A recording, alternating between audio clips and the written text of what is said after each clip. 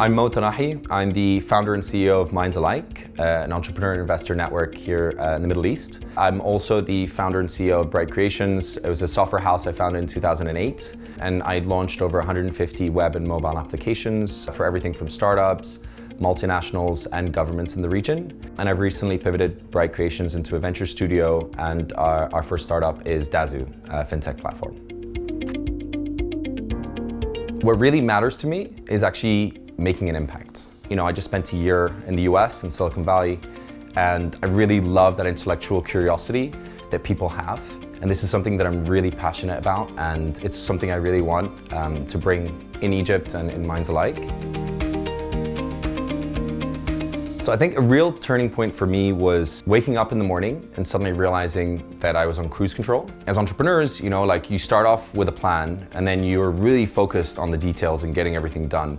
And then one day you might wake up and realize, okay, so what's my mission? What's my goal and what you're trying to build? And for me, that was actually realizing at some point that I didn't want to do what I was doing anymore. And actually I wanted to make a much bigger impact. I don't know if you've ever read The Alchemist. So what's great about it is, it's about a kid looking for his dream and going all the way around the world, but actually ended up back where he started. And for me, that was actually going to the US, realizing that actually the problems and the pain points that I want to solve are right here in Egypt, in the Middle East, and in Africa. I started Mindsalike halfway through my journey with Bright Creations, and I realized that I'd spent 12 to 14 hours a day building this company, really obsessive. It's like a child where you're living and breathing what you're building on a day-to-day basis. What you realize then at that moment is that's what you want to talk about all the time. Like you want to go out, when you go out and meet your friends, that's what you want to speak about. You're talking about your baby, how you're modifying, like the challenges that you have. And I realized that a lot of my friends didn't want to do that. I realized I was just speaking to the wrong people. So I actually brought in people who had the exact same challenges, friends who had businesses, and brought them together. And then I realized that we all had the same challenges. We all had different ways of solving that. And actually it became a really exciting opportunity for me to be able to, go out, have fun, really build connections with friends, with other business leaders, and actually be able to share knowledge. What started off as something between me and my buddies actually ended up growing much larger, and Mindsalike became a network for 5,000 members across Cairo, Alexandria, and Dubai. Not only was it about work, it was about personal connection. It's about, realizing there's a lot of synergies or ways to collaborate that you didn't realize, because people are not coming to sell their wares. They're not coming to find investors or yes, sure, they might want to look for investors or find a new client, but that's not really why they came in the first place. And that means that people come, they build real connections with people, and then it kind of goes from there organically. So my favorite part about Mindsalike is the doors that we've opened for people. Actually seeing the connections that we've made and the impact that they've had has been really quite inspiring. Whether it's, we've helped people find co-founders, lots of stories from attendees of people who found investors. Suddenly at 3 a.m, they're having a conversation, they built a good friendship, and then suddenly that person decided to invest in their startup. Whether it's bringing what might be competitors in the real world suddenly together where they've never actually met in person. They're probably talked about each other constantly in war rooms, but they've never actually met the person behind the competition.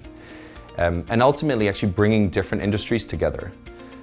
This has been really exciting because you sometimes find that a lot of our industries are in little silos.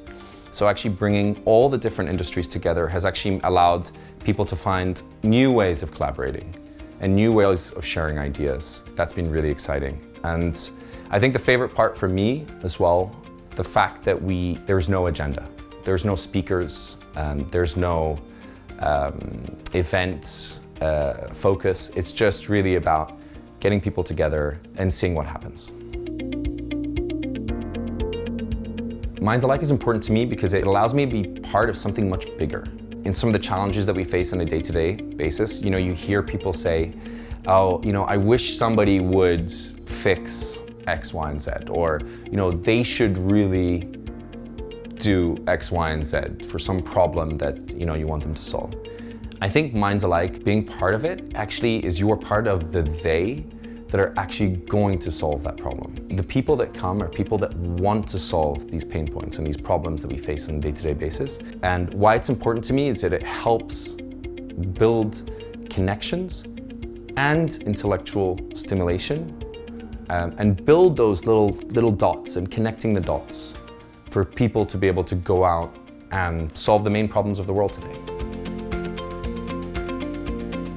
I'm really excited to be bringing Mindsalike back, and there's so much that I want to do with it. Firstly, not just a physical space and a physical meetup, but also a digital platform to bring people together. Secondly, expand it to other cities across the region. Previously, we've done events in Cairo, we've done a couple of events in Alexandria, and we've also done events in Dubai.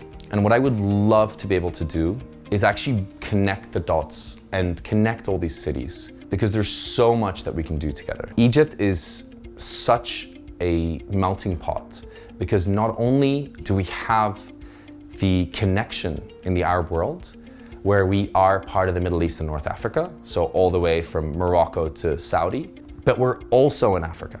There's so much commonality between the pain points and the challenges that we have on a day-to-day basis in Egypt, in Nigeria, in Cape Town, in Kenya. So what I would love to be able to do is be a part of this journey and be a part of this story to bring these cities closer together.